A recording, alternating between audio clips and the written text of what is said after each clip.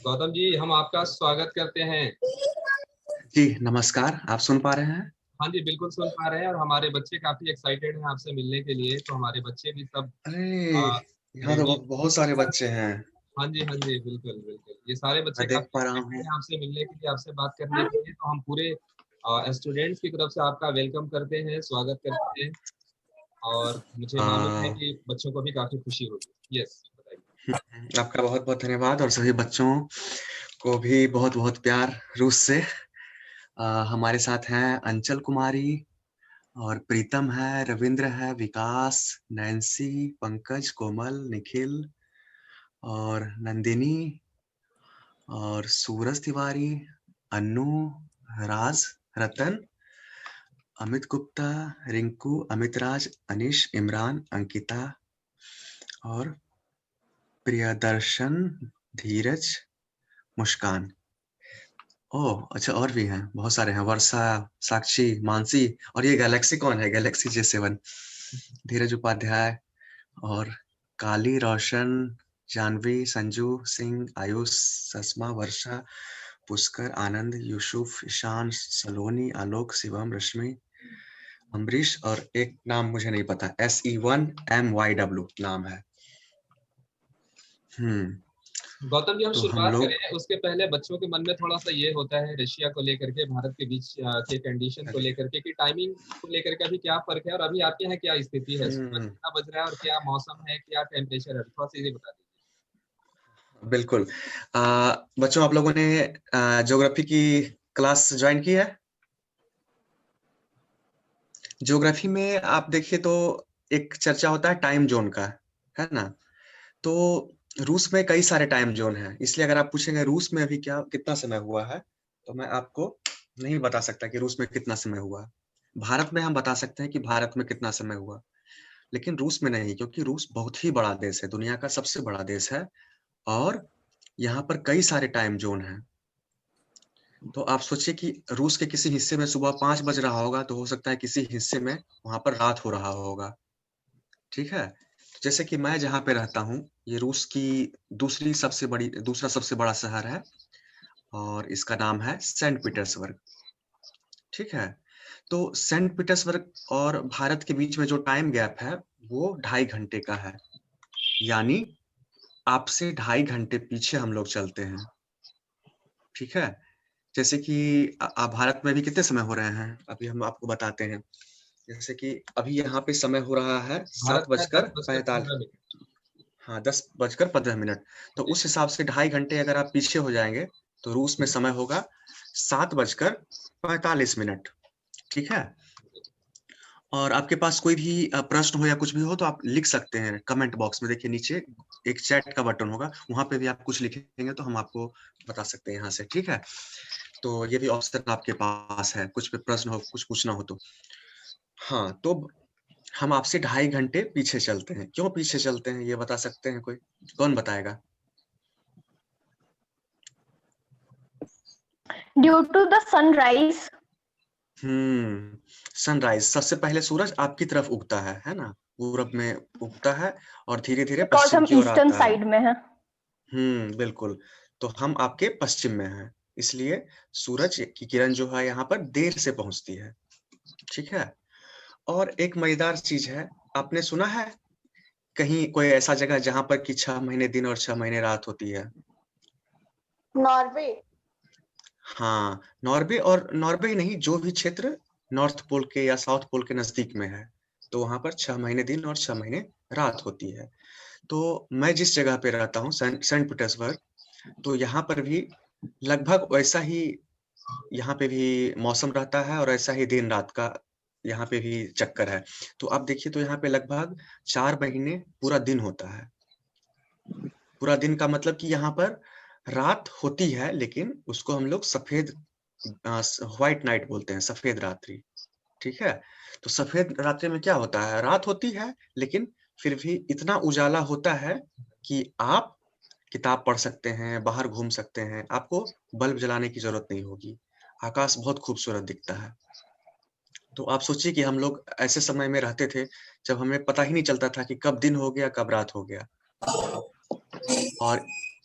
और इसका फ़ायदा क्या होता था? बिजली का बिल बचता था लोगों का, ठीक है?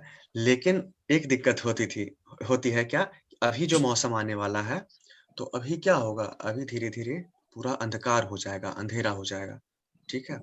फिर हम लोग को मुश्किल से 2-3 घंटे का दिन होगा और हमेशा रात ही रहेगी। तो सोचिए कितना दिक्कत होगा, है ना? तो आप कल्पना कर सकते हैं कि आप एक ऐसे जगह पे रह रहे हैं, वहाँ लगातार वहाँ पर 3-4 महीने रात हो। कैसा महसूस करेंगे आप? कौन It will बताएगा? be a great fun. Great fun? ओह!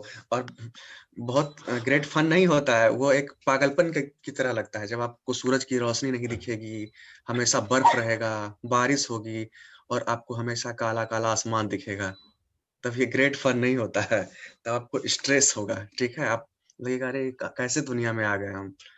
तो सेंट पीटर्सबर्ग से लगभग 1000 किलोमीटर और ऊपर बढ़ेंगे, तो वहाँ पर आपको सेंट पीटरबर्ग से ज़्यादा वहाँ पर दिन और रात का मतलब ज़्यादा आपको महसूस होगा, ठीक है? क्योंकि वो उत्तरी ध्रुव के ज़्यादा नज़दीक है। अगर यहाँ पे हमारे पास 3 घंटे 3 महीने दिन 3 महीने 4 महीने दिन-रात होता है, तो वहाँ का जो है, वहाँ 6 महीने होता है। जैसे कि रूस का एक शहर है मुर्मांस्क, ठीक है? तो वहाँ पे भी ऐसे ही होता है, वहाँ पे तो 6 महीने दिन और 6 महीने रात। तो आप सोचिए, आप ऐसे जगह पे हैं, जहाँ पर कि हमेशा सूरज निकला हुआ है।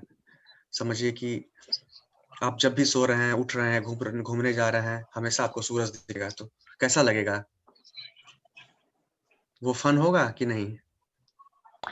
6 महीने सोएंगे और 6 महीने जागेंगे। अच्छा, ऐसा तो हो नहीं सकता है, क्योंकि आदमी को तो सोना चाहिए, 7 से 8 घंटे रोज़ सोना चाहिए। और 6 महीने तो क्या मेरे साथ ऐसा हुआ था, मुझे पता नहीं चलता था जब मैं पहली बार आया था। तो मुझे लगता था दिन है, तो मुझे नींद नहीं आती थी। लगातार मैं 3-4 दिन तक सोया ही नहीं और उसके बाद आपकी तबीयत खराब हो सकती है, ठीक है? फिर आप आराम नहीं करेंगे तो बीमार पड़ सकते हैं, बहुत तरह की प्रॉब्लम्स आ सकती है और ज़्यादा सीरियस भी हो सकता है।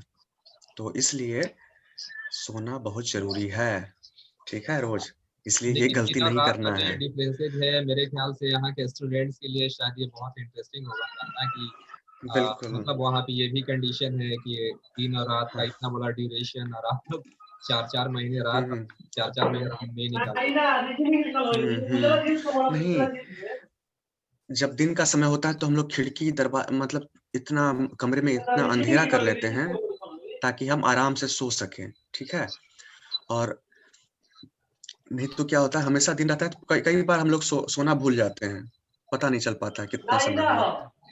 तो ये स्थिति होती है और यहाँ पे ऐसा भी होता है जैसे कि अ, जिनका माइक्रोफ़ोन ऑन है वो ऑफ कर सकते हैं, ठीक है? क्योंकि आवाज़ आ रही है पीछे से। हुँ, तो बात ये है कि जैसे कि जब यहाँ पे दिन होती है ना, तो आपको बहुत एक अजीब चीज़ दिखने को मिलेगा। सूरज तो घूमता रहता है सॉरी धरती तो घूमती रहती है ना? वो तो घूमना बंद नहीं करती, लेकिन फिर हमेशा दिन कैसे रह सकता है? तो क्या होता है सूरज डूबता भी है। जैसे आप देखेंगे कि एक तरफ सूरज डूब रहा है, ठीक है?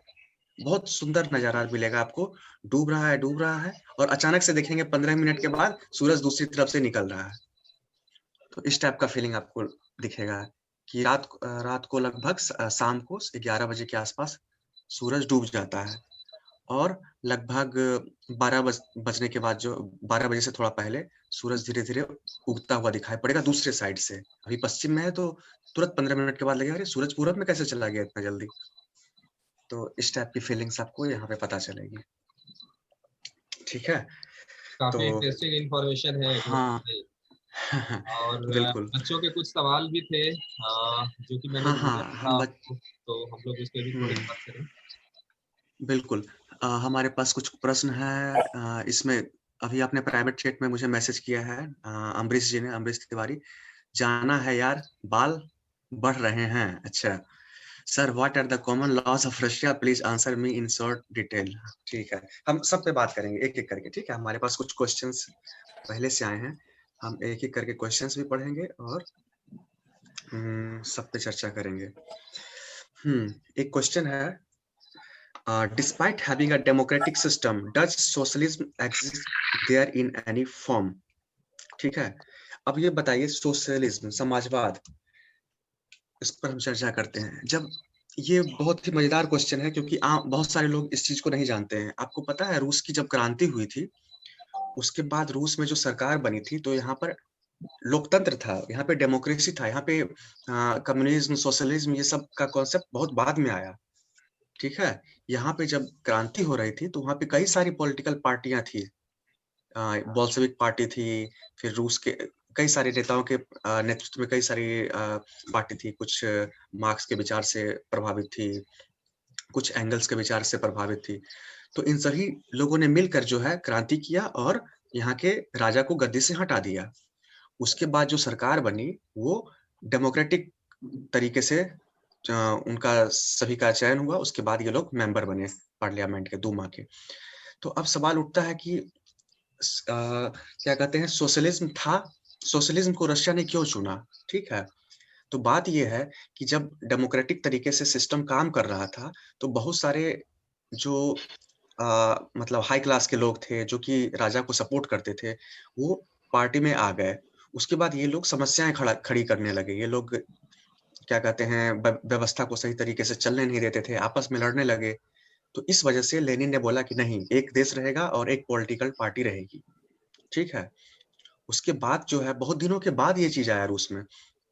तो इसके बाद जो है एक पॉलिटिकल पार्टी और एक देश बन गया। नहीं तो उससे पहले शुरुआती दौर में एक लोकतांत्रिक तरीके से चुनी हुई सरकार थी।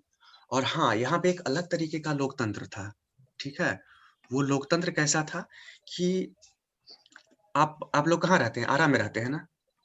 तो हम लोग भारत में कैसे वोट करते हैं? चुनाव का दिन आता है, सभी लोग जा जाकर वोट करते हैं, एक एक करके, है ना? आपके पास वोटर आईडी कार्ड होता है, आप जाते हैं, वोट देते हैं। तो रूस में ऐसा नहीं था। रूस में क्या था कि एक यूनिट था। यूनिट मतलब आप एक गांव में रहते हैं। मान लीजिए आप किसी गांव में रहते हैं। किस गांव में रहते हैं आप?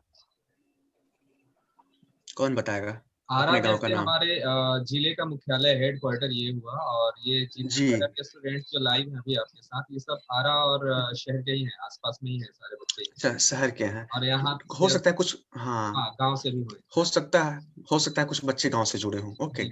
अब बताइए कि हम मान लीजिए एक गांव के हैं और हमारे गांव में 1500 लोग हैं। ठीक है, तो क्या हम ऐसा कर सकते हैं कि हम 1500 लोग गांव में ही बैठ के चर्चा कर लें आपस में कि कौन नेता अच्छा होगा, कौन खराब होगा? उसका लिस्ट हम आगे लिखकर लिखित रूप से सरकार को भेज दें। इस तरह का इलेक्शन अगर होगा तो कैसा महसूस होगा, कैसा आप फील करेंगे? सुरक्षा, वोट लूटने का ये सब घटना नहीं होगी, है ना? और गांव के सभी लोग बैठेंगे, तो फिर अपने हिसाब से बात करेंगे, सही गलत मतलब डिबेट करेंगे, है ना? तर्क करेंगे और फिर आपस में ही वोटिंग करके हाथ उठा के या जो भी हो बोल देंगे कि हाँ, ये जो है हमारा नेता होगा।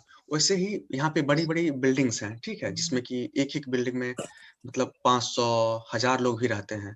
तो हर एक बिल्डिंग जो है एक तरह से एक तरह का वोटर हो गया, समझिए। पूरे बिल्डिंग के लोगों ने फैसला कर लिया कि फलाना, कोई भी फलाना सिंह या फलाना यादव, इनको वोट देना है, ठीक है? चलो हमारी तरफ से ये हमारे नेता होंगे। सब मिलके फैसला किया और इस तरह से नाम आगे बढ़ा दिया। तो रूस में इसी तरह की वोटिंग होती थी। जबकि जहाँ तक कि यहाँ पे कम्युनिज्म की सरकार थी यहाँ पे, उस वक़्त भी यहाँ पे डेमोक्रेटिक सिस्टम ही था। वो एक अलग तरह का, अलग पैटर्न का डेमोक्रेटिक सिस्टम था। और जो कि रूस में आज भी है, छोटे-छोटे स्तर पर, बड़े-बड़े स्तर पर। तो इस तरह का डेमोक्रेटिक सिस्टम था। तो अब आप बताइए कि आपको कैसा लगता है इस तरह का सिस्टम? भारत में अगर आएगा तो कैसा कैसा इसका इफ़ेक्ट होगा? कौन बताएगा? कौन बताएगा आप बताइए कि आप जहाँ रहते हैं, अम्बरीश ने गाँव में हैंड सभी लोग रेज किया है। मिलकर। हाँ, अम्बरीश और हाँ, नैन्सी ने हैंड रेज किया। हाँ, तो बताइए, आइए, आप स्टेज पे आइए, आपका स्वागत है। अम्बरीश बताइए। हुँ, हुँ।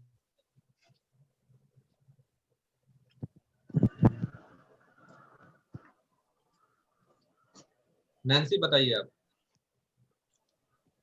First of all, very good morning to both the sir. Good morning.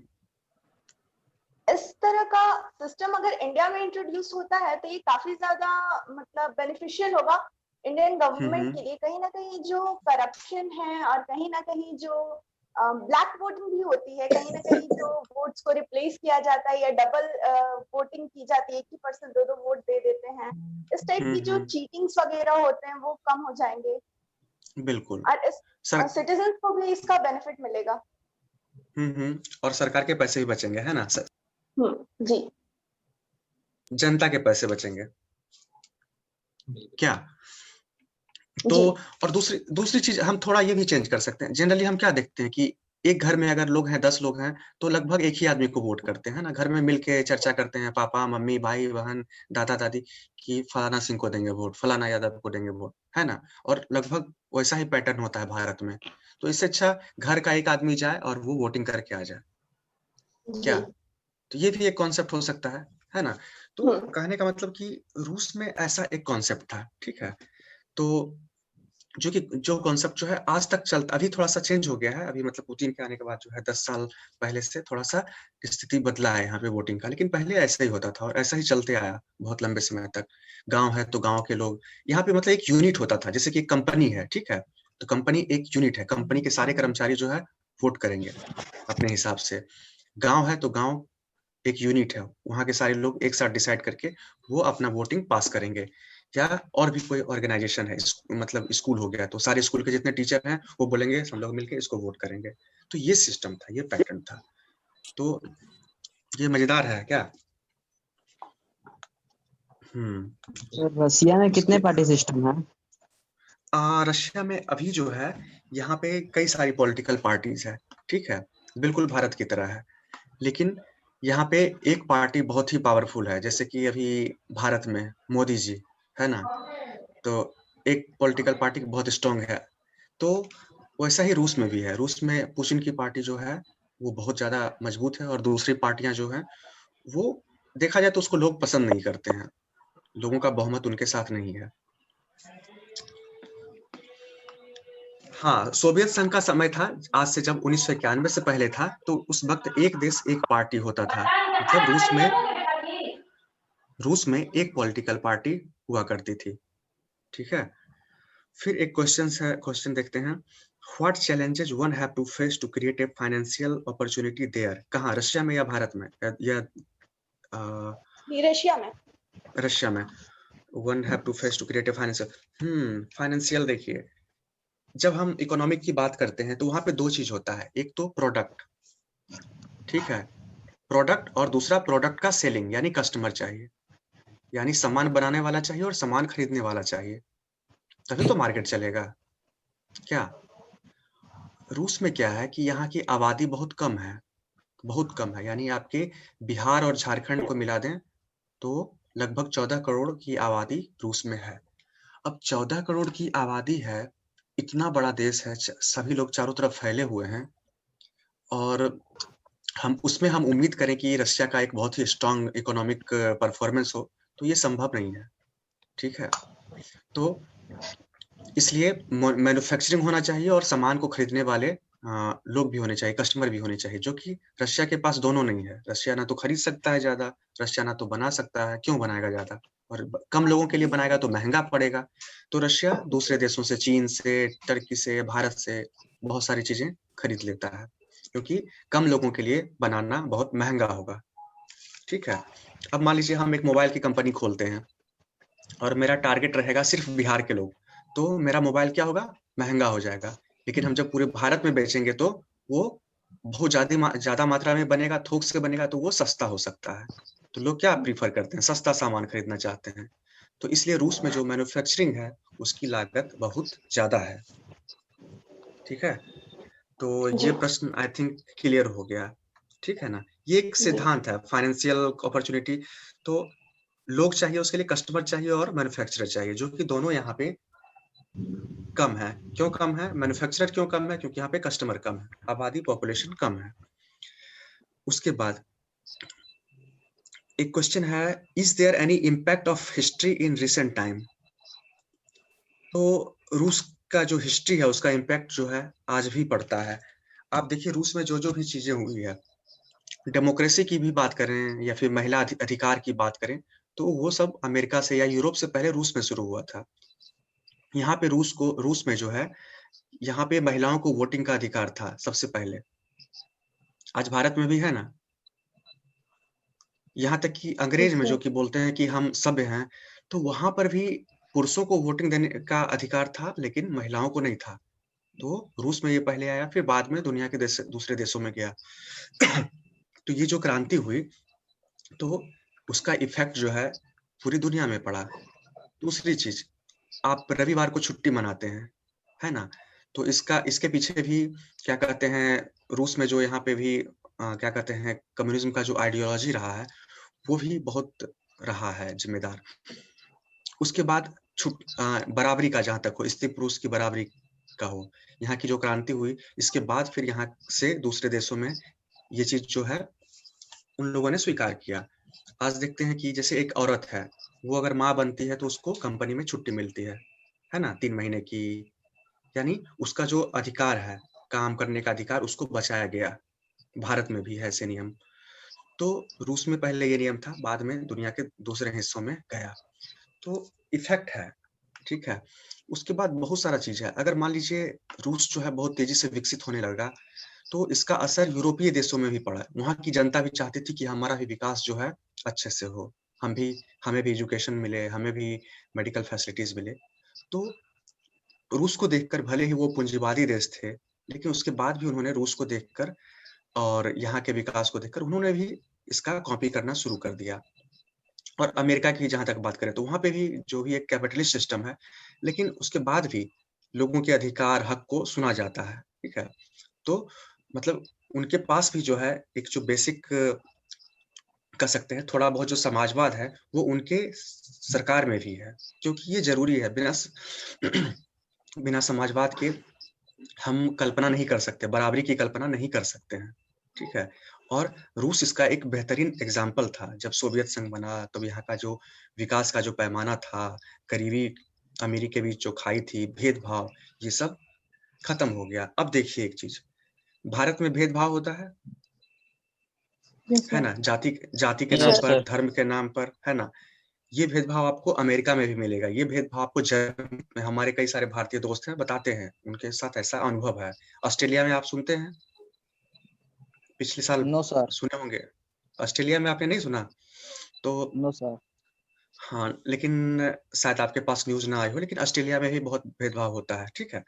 तो जिसकी शिकायत भारतीय लोग करते हैं, भारतीय समुदाय इसका शिकायत करता है, टीवी पे, मीडिया पे इस पे रिपोर्ट्स भी आती हैं। लेकिन आप रूस में ये चीजें नहीं सुनेंगे कि यहाँ पे किसी को रंग के नाम पर, यहाँ पे अफ्रीकी लोग भी बहुत रहते हैं, तो यहाँ पे ऐसा कोई भेदभाव नहीं है। यहाँ के लोगों को, यहाँ के बच्चों को बचपन से ही सिखा दिया जाता है कि हम इंसान सब एक हैं और एक बराबर हैं, और रंग के आधार पे, जाति के आधार पे, धर्म के आधार पे किसी के साथ भेदभाव नहीं करना है, ठीक है। इसलिए कोई फर्क नहीं पड़ता, आप यहाँ पे घूमिए, आपको कभी कोई दिक्कत नहीं होगा। मैं गाँव में भी मैं गया हूँ, बहुत ऐसे देहात वाले इलाकों में गया हूँ, लेकिन मुझे कभी कोई दिक्कत नहीं हुई। तो ये चीज यहाँ के समाज की बहुत बड़ी खासियत है, ठीक है। सामाजिक तो स्तर पे काफी डिफरेंसेस हैं भारत और रशिया के बीच हाँ, में, और काफी अच्छी जानकारी दे रहे हैं आप वहां से बैठ करके अपने अनुभव के आधार पर। बहुत अच्छा लग रहा होगा मेरे ख्याल से सारे बच्चों हम्म, को।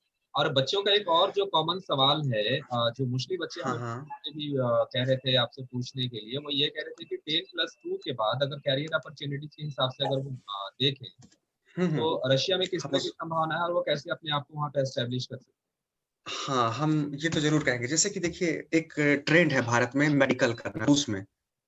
लेकिन मैंने देखा कि रूस से जो मेडिकल करके जाते हैं, भारत में उनका परफॉर्मेंस अच्छा नहीं होता है, ठीक है। तो इसके कई सारे कारण हैं। देखिए, सबसे पहले तो यहाँ पे जो लोग पढ़ने के लिए आते हैं, वो उतने टैलेंटेड नहीं होते हैं, क्योंकि वो भारत का एग्जाम क्लियर नहीं कर पाते हैं, उनको भारत में स्थान नहीं मिलता है। तो वो क्या करेंगे? उनके पास पैसे हैं तो क्या करेंगे? वो दूसरे दूसरे देशों में जाएंगे। तो आप समझ सकते हैं कि यहाँ पे जो भी स्टूडेंट्स आते हैं, वे बहुत अच्छे क्वालिटी के स्टूडेंट्स नहीं आते हैं। पहला दिक्कत तो ये हो गया। अब देखिए दूसरी दिक्कत, क्योंकि मेडिकल के बहुत सारे क्वेश्चंस बच्चों ने पूछा है ग्रुप में। दूसरी दिक्कत, रूस में पढ़ाई करने के लिए आपको रूसी भाषा आनी चाहिए। आपकी सारी पढ़ाई जो है रूसी भाषा में होगी। अगर कोई लड़का यहाँ पे मेडिकल करने के लिए आया है, अगर वो रूसी नहीं जानता, उसको रूसी सिखाया जाएगा, वो अच्छे से नहीं सीखता है, तो उसकी पढ़ाई अच्छी नहीं होगी। ठीक है? यानी यहाँ पे एमबीबीएस करने के लिए आपको रूसी आनी चाहिए। तो आप जैसे ही रूस में आएँगे, तो आपको कोई भी कोर्स करने के लिए आएँगे, तो आपको 1 साल बैठा के पूरी रशियन सिखाएँगे। उसमें आपका परफॉर्मेंस अच्छा होना चाहिए, नहीं तो आपकी दिक्कत बढ़ जाएगी। तो एक तो पहला ये है कि जो लोग भी हैं पैसे के बल पे यहाँ पे आते हैं और उनका जो एक लेवल होता है वो नहीं होता है भारतीय बच्चों की तुलना में, क्योंकि बच्चे भारत में एग्जाम क्वालिफाई करते हैं। यहाँ पे चूंकि एक बिजनेस है लोगों को कि यहाँ की यूनिवर्सिटी को पैसा कमाना है, उनको ये मतलब नहीं आप सीखो ना सीखो, क्योंकि आजकल सभी लोग जो है सभी यूनिवर्सिटी जो है उसी तरीके से चल रही है। और यहाँ पे जो यूनिवर्सिटी में जहाँ पे भारतीय छात्र पढ़ते हैं वो उतना अच्छा यूनिवर्सिटी नहीं होता है। वो 6-7 यूनिवर्सिटी हैं जो कि बहुत सिंपल यूनिवर्सिटी है और उसको डिग्री के लिए ही चलाया जाता है। ठीक है? तो इसलिए भारत में भी ऐसे कॉलेजेस हैं, है ना? भारत में भी बहुत सारे इंजीनियरिंग कॉलेजेस हैं, जहाँ पर कि आप पैसे देके डोनेशन पे आप एडमिशन कराइए, पढ़ाई कीजिए और डिग्री उतना अच्छा उसका नहीं होता है क्योंकि आप सीखते नहीं हैं वहाँ पे। आपको सिर्फ डिग्री मिलती है। तो बिल्कुल वैसा है सर 7-8 मेडिकल कॉलेज। सर आपको रशियन लैंग्वेज आती है? हाँ, मुझे आती है। मैं जब रूस में मैं बिना रूसी भाषा के आप रूस में नहीं रह सकते हैं, ये एक सच्चाई है। आप अमेरिका चले जाएँ तो अंग्रेज़ी बोल लेंगे, यूरोप चले जाएँ तो अंग्रेज़ी बोल लेंगे, अफ्रीका चले जाएँ, ऑस्ट्रेलिया चले जाएँ तो वहाँ पे आपका काम चल जाएगा। लेकिन रूस में रहने के लिए रूसी बोलना होगा, चीन में रहने के लिए आपको चीनी सीखनी पड़ेगी। बच्चों को हम एक क्योंकि इन्फॉर्मेशन देते चले, चूंकि हमारा टाइम अभी खत्म होने वाला है, बट इसके जस्ट बाद हम एक नया लिंक आपको भेजेंगे। जैसे ये खत्म हो जाएगा, अभी हाँ, हाँ। 4 मिनट का टाइम और है, खत्म होगा, फिर हम आपको एक नया लिंक भेजेंगे, हेलो। उस लिंक से आप लोग खुद से रिकनेक्ट हो जाए। पापा जो बात बोल रहे हैं। हाँ। तो आप लोग फिर से आप लोग आ जाइएगा लिंक पे, है ना? सर आप रशिया में कब से हैं? मैं तो रशिया में 1.5 साल से हूँ। 1.5 साल से मैं यहाँ पे हूँ और मैं पहले आता था, मैं कई बार यहाँ पे आया था पहले भी। तो कई बार मैं घूमने के लिए आता था, कई बार मैं कुछ प्रोग्राम में, सेमिनार में या मैं काम के पर्पस से भी आता था। तो ऐसा बच्चों था। को बता दूं मैं भी जरा सा कि गौतम जी से मेरी मुलाकात पहले दिल्ली में ही हुई थी। एक रशियन एम्बेसी में ही थे हम लोग, और वहाँ पे एक रेडियो कार्यक्रम के सिलसिले में हम सारे लोग आए हुए थे। और हाँ। गौतम जी से मेरी मुलाकात वहीं दिल्ली में ही हुई थी, और तब से हम एक अच्छे दोस्त हैं और हम एक दूसरे को अच्छी तरह से जानते हैं। बिल्कुल, ये लगभग हम लोग 6-7 साल साल। पहले रेडियो रूस का प्रोग्राम हुआ था ना 2013 में। हाँ हाँ। हाँ, 2013 में हम लोग मिले थे। क्या हुआ? तो इस लिंक को हम लोग एक्सपायर होने देते हैं, है ना? चलिए हम लोग नए लिंक पे आराम से बात करेंगे, है ना? तब टाइम भी नेक्स्ट लंबा क्लास रहेगा। क्या था? तो नेक्स्ट क्लास क्या था? बस ठीक है, ये सेशन को हम अभी खत्म कर रहे हैं। खत्म करके तुरंत हम आपको एक नया लिंक भेज हाँ, देंगे, फिर से हम लोग रिकनेक्ट हाँ, हाँ। बिल्कुल। सर अभी चालू होगा?